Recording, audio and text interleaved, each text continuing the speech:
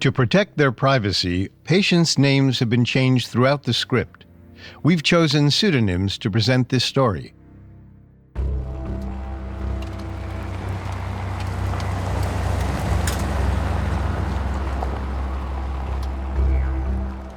The dust kicked up around 42-year-old Alex's car. He usually took back roads to his sister's house in a suburb of Sydney, Australia. It was the best way to avoid attention. And per usual, troubling thoughts and voices buzzed in Alex's mind. They always got stronger when he was about to visit his family. About 2 years after his mother's death in 1998, Alex's behavior had grown erratic. He believed his father and sister were at the center of a conspiracy to ruin his reputation. They kept him under constant surveillance. Alex had absolutely no privacy, not a moment to himself. Even when he was alone in his car, Alex was being watched. He turned down Clovelly Road and parked in his sister's driveway. He took a deep breath, gearing up for the family dinner. His sister had supposedly invited him in hopes of repairing their relationship, but Alex knew better. His family had the ability to control his thoughts. He knew they wanted to kill him. This dinner couldn't possibly end well. Over brisket and red wine, Alex experienced auditory hallucinations from an unknown origin, and they confirmed his worst fear. His family stared at him watching him eat, but he knew they were trying to stop his heart with their minds. In self-defense, Alex grabbed a sharp knife off the table. He lunged at his sister and father, stabbing both dozens of times. He didn't stop until he noticed they weren't breathing. He'd killed them both.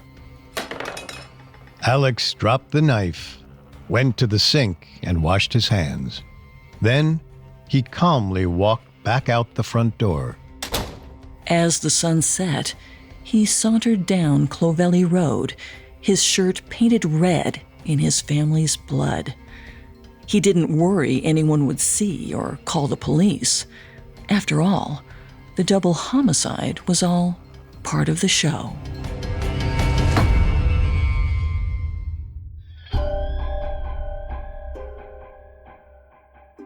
When our bodies fail, we trust doctors to diagnose the problem. But medicine isn't always an exact science. Sometimes it's a guessing game with life or death stakes. This is Medical Mysteries, a Parcast original. I'm Molly. And I'm Richard. Every Tuesday, we'll look at the strangest real-life medical cases in history and the experts who raced against the clock to solve them. As we follow these high-intensity stories, we'll explore medical research that might solve the puzzle.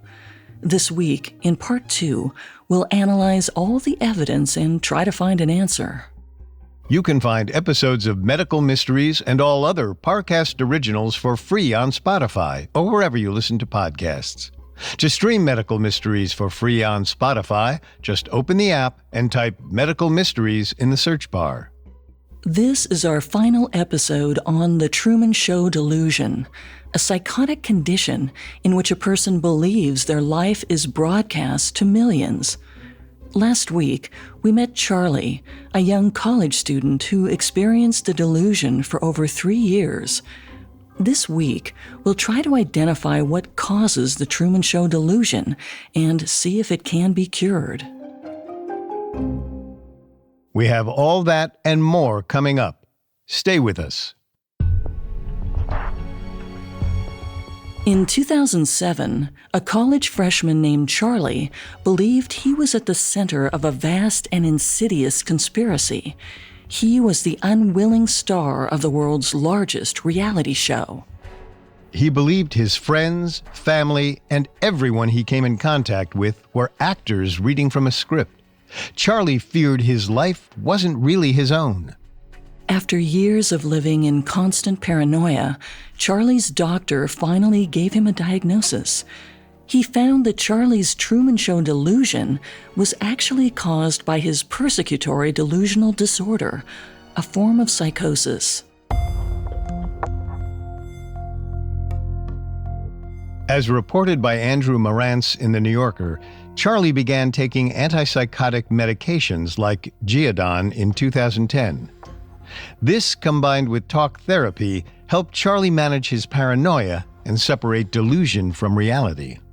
But his delusions still appeared from time to time, meaning he wasn't yet cured. In an interview with The New Yorker, he explained, "Whenever some eerie coincidence happens, there's this part of my brain which jacks itself up all of a sudden and spazzes out, exclaiming, 'This is it! What they were always talking about! It's happening! They are watching me!'" Thanks to his therapy and medication, Charlie was able to set those reactions aside. But he still had more questions than answers about his Truman Show delusion. Could he ever cure it for good? And why did he keep reverting to such a specific fantasy? 2 years into his treatment, Charlie came across a Daily Mail headline that illuminated his struggles. The headline read, "Cases of Truman Show delusions on the rise as more people believe they're the stars of their own reality TV programs." The article began with a description of the Truman Show delusion. And troublingly, it went on to cover Alex's 2009 gruesome double murder in Sydney. Alex's first symptoms appeared in 2000, 2 years after his mother's death. He refused to believe he had a mental health condition. Instead, he thought his father and siblings were lying to him when they expressed concerns. His behavior was unusual and occasionally aggressive, but his family didn't want to commit him involuntarily. In 2003, Alex enrolled in acting classes. He told a fellow student, Ursula, that he was being followed and an unknown stalker had photographed him through the blinds at his home. Alex was so calm when he told this story, Ursula believed him. She invited him to move in with her to escape his unwanted pursuer. Soon, Ursula realized that Alex's paranoia stemmed from a mental health condition. He often seemed angry or paranoid. When they went out in public, Alex regularly got kicked out of restaurants or shops because his behavior was so unsettling. He became convinced that his neighbors were plotting against him and once brandished a kitchen knife at them. Ursula encouraged Alex to seek mental health treatment, but he still refused to believe he had a problem, even after friends and family assumed he was suffering from schizophrenia. Year after year, Alex got worse. It all came to a head when he murdered his father and sister in 2009. The double homicide was shocking, in part because it's rare for people with the Truman Show delusion to become violent. But even the media frenzy that followed Alex's case didn't change public perception of TSD. Most doctors didn't take the condition seriously. Except for 2 New York researchers in psychology and philosophy, brothers Joel and Ian Gold. They specialized in the Truman Show delusion. In 2014, the Gold brothers wrote a book called Suspicious Minds: How Culture Shapes Madness, which discussed the cases they'd encountered over the years.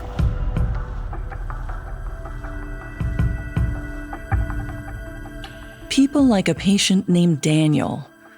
In the early 2000s, after moving to New York City, he developed the Truman Show delusion.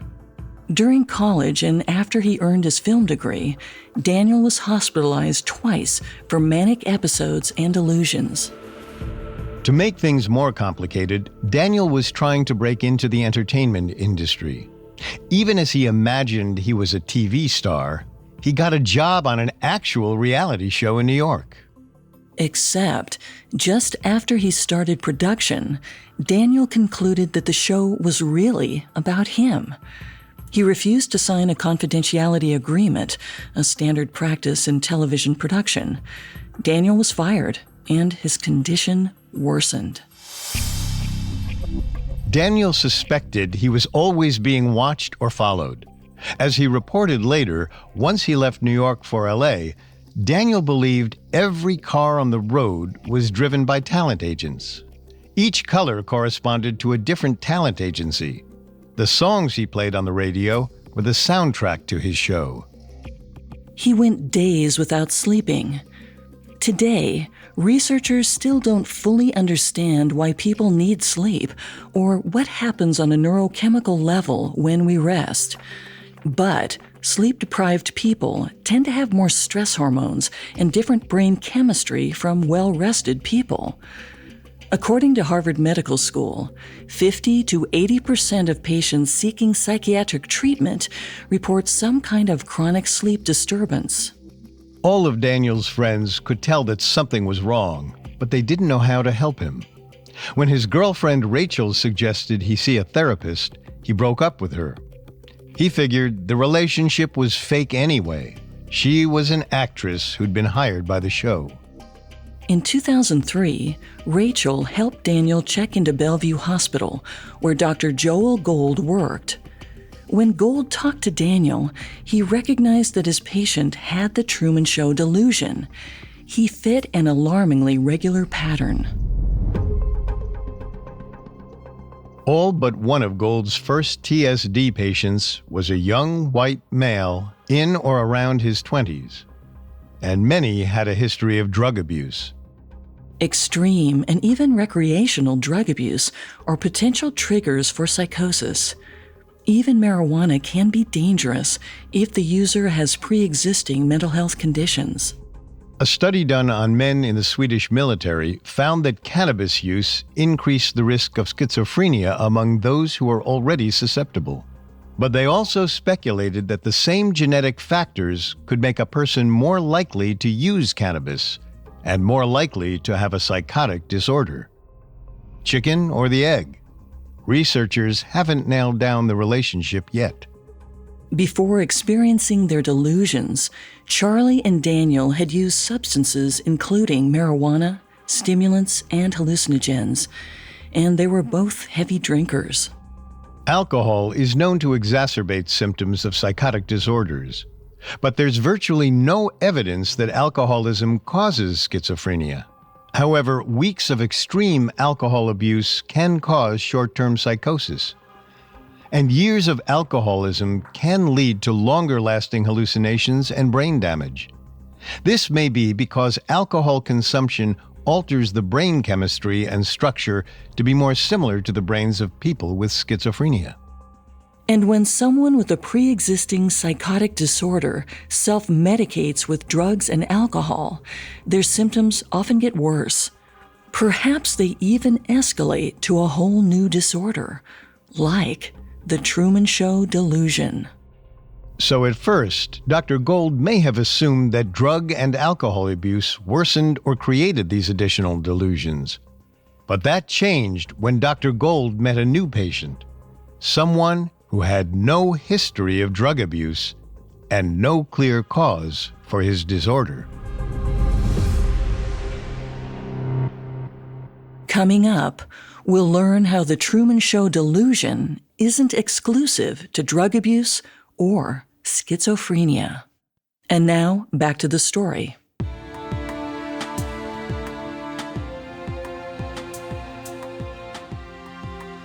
In 2003, Dr. Joel Gold began examining patients who believed their lives were being broadcast through hidden cameras. Most of them compared their experiences to the hit film The Truman Show or described scenarios that were similar. Dr. Gold and his brother identified several commonalities in their patients. They were mostly men, mostly young, and mostly drug users. According to the Golds, all suffered from the same three forms of delusion: paranoia, grandiosity, and ideas of reference. But one new patient turned their theories on their heads.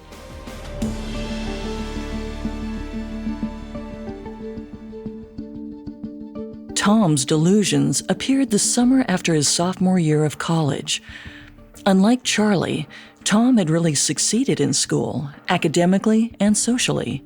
He loved his apartment, his friends, his job. And for a college student, Tom made good money as a freelance artist and illustrator. But when the summer came and Tom didn't have classes anymore, he stopped keeping a regular schedule. Instead, he stayed up all night and slept all day. People follow a schedule called a circadian rhythm. This is our body's natural sleep cycle, which corresponds to sunlight. Generally, people feel more awake during the day when the sun is up, and more tired at night when it gets dark. There are exceptions, of course, night owls who don't like to get out of bed before noon, or early birds who are up before dawn. But generally, people wake when it's light and sleep when it's dark. Artificial light can disrupt a person's circadian cycle. In particular, the bright lights on your computer or phone screen emulate sunlight and can trigger a wake response late at night. This is why some doctors recommend that you turn off electric devices at least an hour before you go to sleep. And if you end up staying awake later, it's hard to make up for the lost sleep by snoozing. Even if you catch an extra hour or two, those final hours of sleep may be less restful because your circadian rhythm signals that it's time to get up. People who stay awake all night and sleep all day are more likely to develop shift work disorder, which is marked by irritability, depression, and poor social skills. And Tom's friends certainly noticed his erratic behavior after his sleep cycle shifted.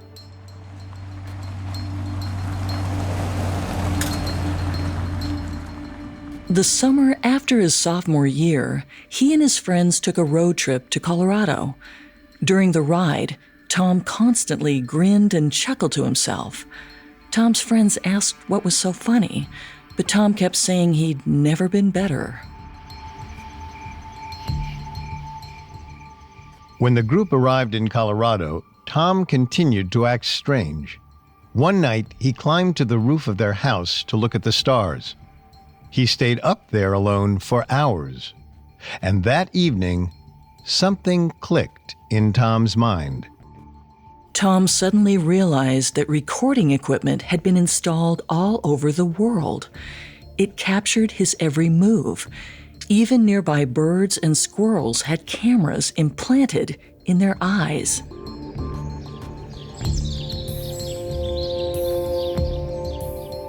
After the sun came up, Tom finally climbed down from the roof.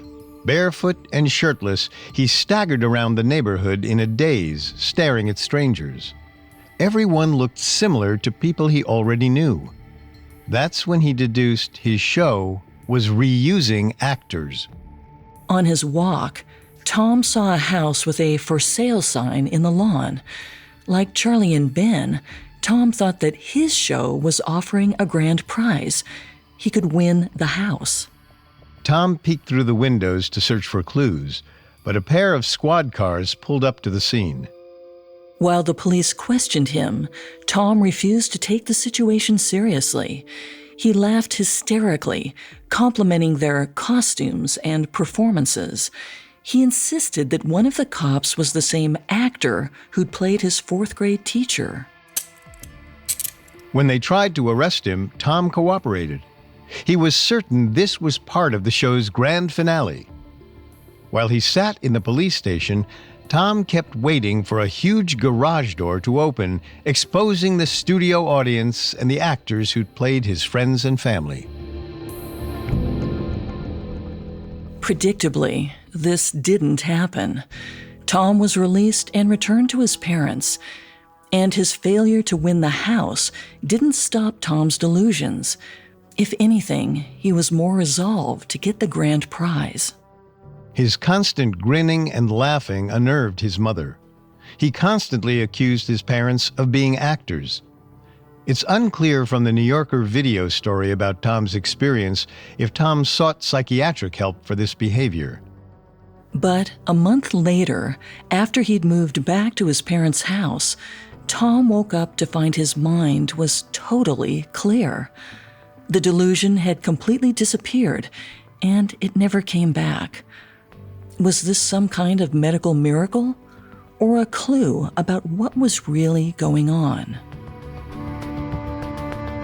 Unlike the other Truman Show patients, Tom wasn't an addict, nor did he have a known history of drug abuse. But his month of constant smiling and laughter fit the symptoms of a manic episode. A manic episode is a period of excessively heightened activity and emotion. For example, a person who usually sticks to their budget may suddenly spend thousands of dollars on an unnecessary new wardrobe. Or someone who's not very religious will suddenly spend hours praying and attending church. People experiencing manic episodes may feel like their thoughts are racing too quickly for them to keep up. They might take risks, or their sex drive might become overwhelming. Mania can be induced by stress or changes in sleep patterns, which Tom dealt with that summer. But a single extended period of mania is enough to diagnose a patient with bipolar disorder.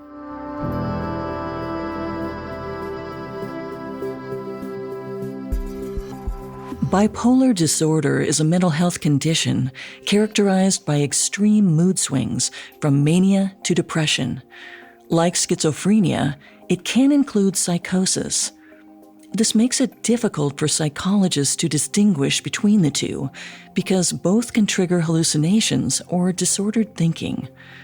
Unfortunately, there's no standardized test to confirm whether a patient has BPD or schizophrenia, but ongoing therapy can help a counselor determine the correct diagnosis.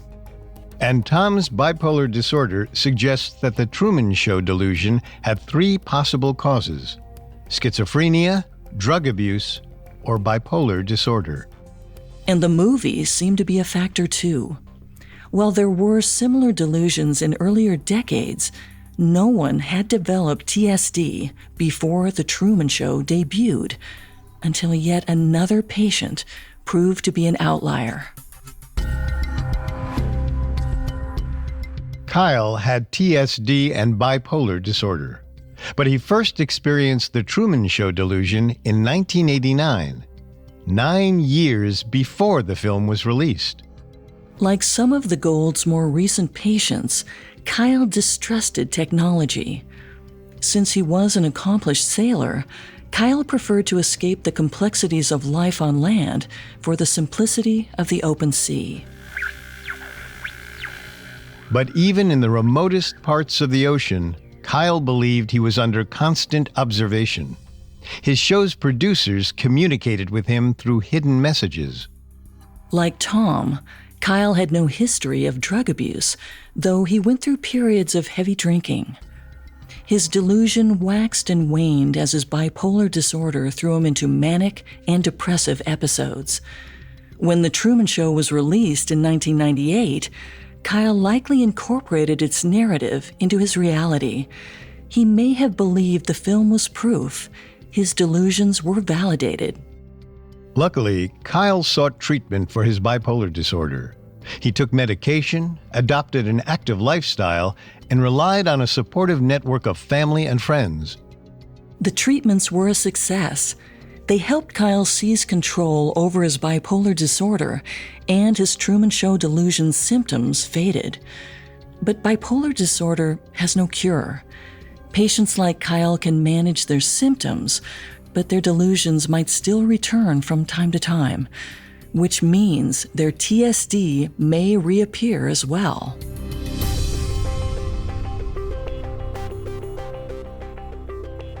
Luckily, Kyle had Ian and Joel Gold on his side, and they were all hell-bent on solving the bigger mystery at hand. Why were so many patients' delusions so eerily similar?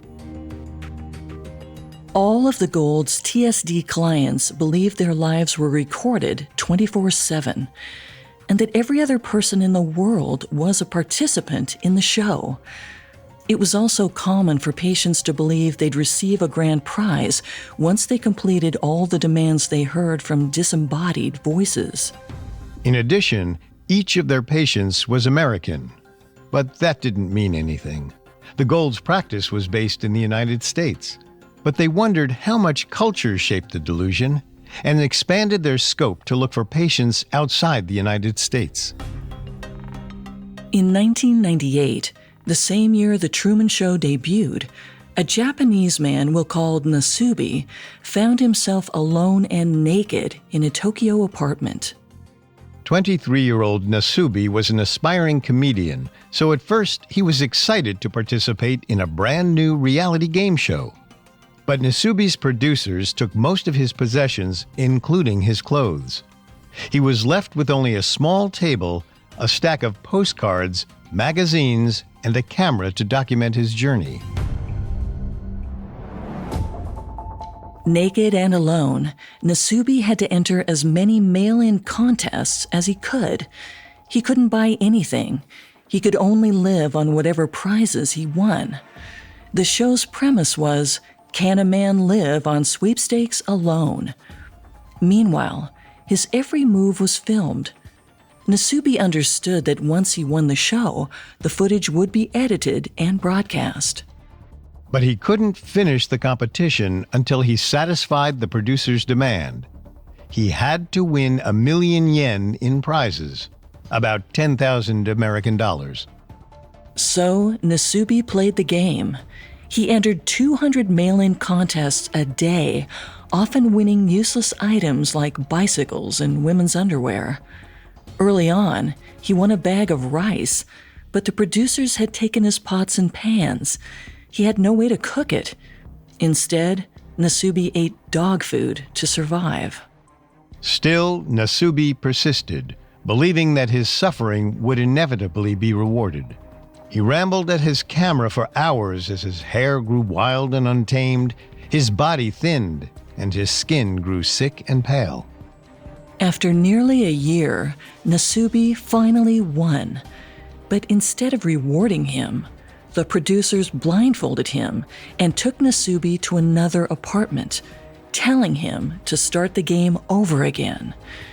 As Nasubi disrobed, the walls of the apartment fell down. Nasubi found himself in a huge, brightly lit film studio. Millions of viewers laughed and applauded as confetti fell from the ceiling. Nasubi's experience was completely real. He'd been told that his recorded footage would be edited together and distributed only after he won the prize. He had no idea that his life was broadcast week to week. His producers edited together his most embarrassing moments, censoring his genitals with a dancing cartoon eggplant. 16 million people watched Nasubi's show every week. And he wasn't alone. As reality TV became more prevalent in the new millennium, so did mass surveillance. On June 6, 2013, The Guardian revealed that the National Security Agency had collected phone data from millions of U.S. citizens. And as the American public learned about the digital surveillance, suspicion and fear grew. According to a 2019 study by Pew Research Center, 72% of Americans believed that private companies tracked all or most of their online traffic. Another 69% believed technology companies were tracking even their offline behavior. And while TSD patients hold extreme beliefs, their delusions were an extension of very grounded fears. Anxiety about being watched, surveilled, and exposed to millions of people on a daily basis. Before Charlie's delusion fully kicked in, he believed that online companies collected and observed his web usage, and that was probably true. Tracking cookies are common practice. He also believed his most humiliating moments were broadcast for the whole world to mock. Fear of social judgment is common among people with social anxiety. The only difference was that Charlie assumed the derision was worldwide. So yes, his root fears were common and valid. But what transformed them into full-blown delusions? Coming up, we'll see how the human mind turns anxieties into dangerous delusions. And now, back to the story. Beginning in 2003, Dr. Joel Gold encountered dozens of patients with the Truman Show Delusion, or TSD. He and his brother Ian strived to find why people develop the specific condition. The cultural factors were easy enough to identify. Surveillance and reality TV became ubiquitous in the years following the Truman Show's release. But they still had to explain its medical causes.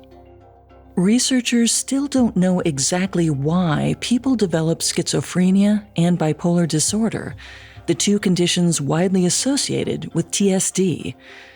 The prevailing belief is that both are genetic conditions. In simple terms, there are two kinds of genes: dominant and recessive. Generally, for any trait, you have two genes. One comes from your biological father, and the other from your biological mother. So as long as you have at least one dominant gene, you will have that trait. But if you don't have dominant genes, your recessive traits will appear. For example, brown hair is a dominant trait, while blonde hair is a recessive trait. If you have at least one brown hair gene, you'll have brown hair, even if you also have a recessive blonde gene. If you have a child with someone else with brown hair, you might end up with a blonde baby. Neither parent has blonde hair, but you each passed on the recessive blonde gene. Likewise, sometimes parents with no history of mental health conditions will have a child with a psychotic disorder. It seems like the condition came out of nowhere, but the genes were always lurking in the parent's DNA. Because it's difficult to track who has recessive schizophrenia or BPD genes, the conditions can appear seemingly at random. But research has also shown a link between psychotic illnesses and complications during childbirth. Asphyxia, a lack of oxygen, and a low birth weight might negatively affect brain development, leading a child to form these mental health conditions later on.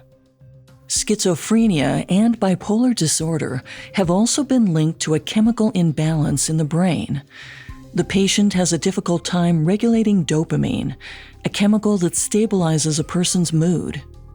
Schizophrenia and bipolar disorder have also been linked to the amygdala, a part of the brain responsible for detecting fear. So it's likely that schizophrenia and bipolar disorder have multiple causes. Some people are genetically predisposed to the conditions. Then, the circumstances of their birth or changes in their brain chemistry trigger irrational anxiety or panic. And according to Dr. Gold, this fear response is key to understanding the Truman Show Delusion.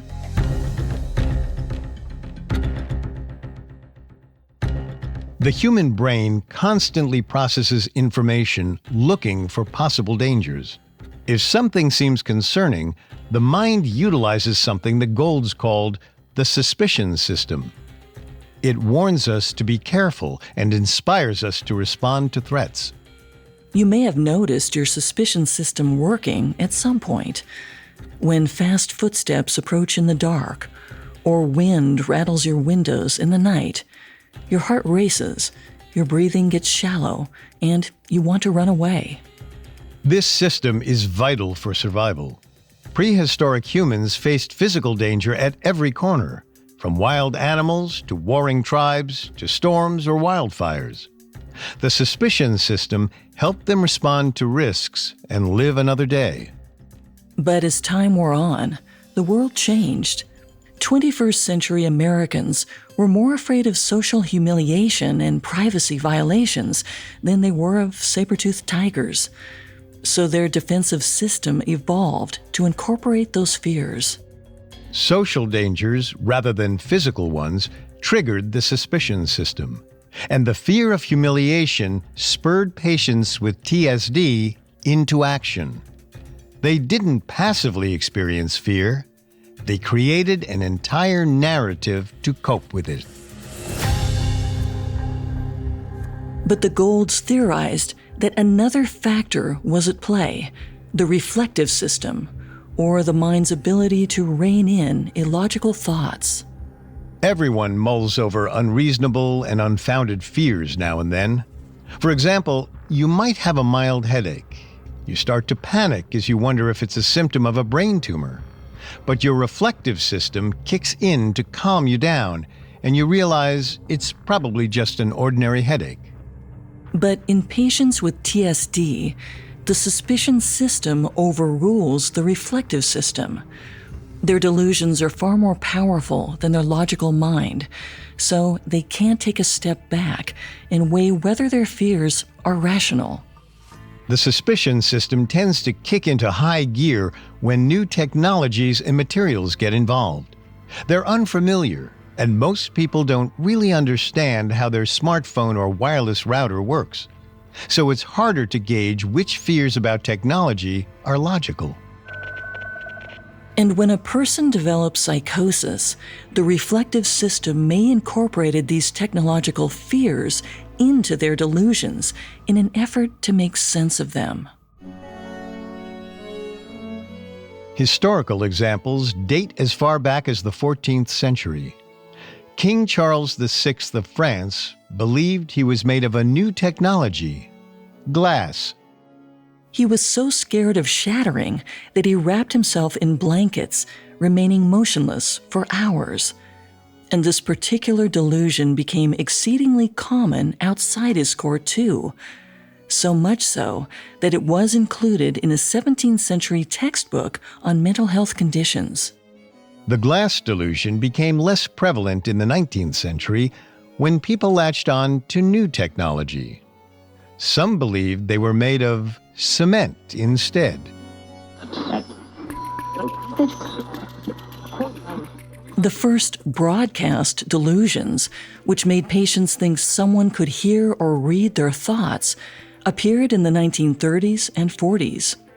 This was during the golden age of radio, when radio technology was ubiquitous. The strange and startling new technology sparked fear that people's thoughts were being transmitted. And the same thing happened when the reality TV industry began in the late 80s and early 90s, when the first cases of the Truman Show Delusion appeared. Which means it's very possible the Truman Show Delusion will one day fade away as well. As reality television and government surveillance become a part of the norm, the delusion may evolve to incorporate newer, more foreign technologies. But Gould's TSD patients shared another baffling symptom that had nothing to do with new technology. Many believed they could win the show by visiting New York City.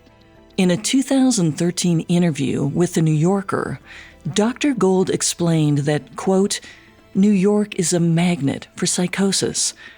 After 9/11, many Southern African American women came to New York to raise the dead at Ground Zero.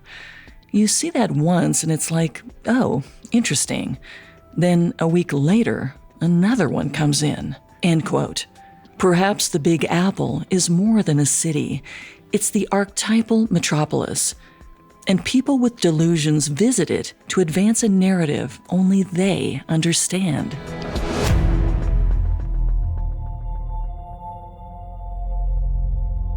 Or maybe Dr. Gould's New York hospital was the only place that took the condition seriously. The idea that delusional thoughts stem from a malfunctioning suspicion system is still widely debated in most medical circles.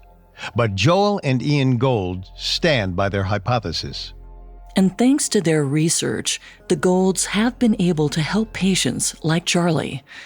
They've been able to treat delusions with a combination of medication and psychotherapy. These techniques help a patient to better understand their moods, feelings, thoughts, and behaviors. Unfortunately, there's no formal treatment program for TSD yet. But any remedy must also address its root cause, typically schizophrenia, bipolar disorder, or drug-induced psychosis. And because there's no cure for schizophrenia or BPD, there's also no cure for the Truman Show Delusion. Instead, most patients use long-term strategies to continually manage their conditions. After Dr. Gold diagnosed him, Charlie's delusional symptoms subsided. He's still prone to brief relapses, but he can keep them under control. As for Alex, the TSD patient in Sydney, he was found not guilty for the murders of his father and sister. His case became a rallying cry for mental health reform in Australia and New Zealand. Several media outlets implied that Alex's family members might still be alive if he'd gotten the help he needed. Debates about the government's role in mental health care are ongoing. In the United States, the American Psychiatric Association's Diagnostic and Statistical Manual of Mental Disorders does not acknowledge the Truman Show Delusion as a real disorder. But Alex's case is just one of many reasons the condition needs to be taken seriously. After all, technology marches onward. You may not fear your smart TV or your computer, but next year's hottest new electronic device might get under your skin. Your suspicion system might overreact. And you may need Doctors Ian and Joel Gold to bring you back to reality.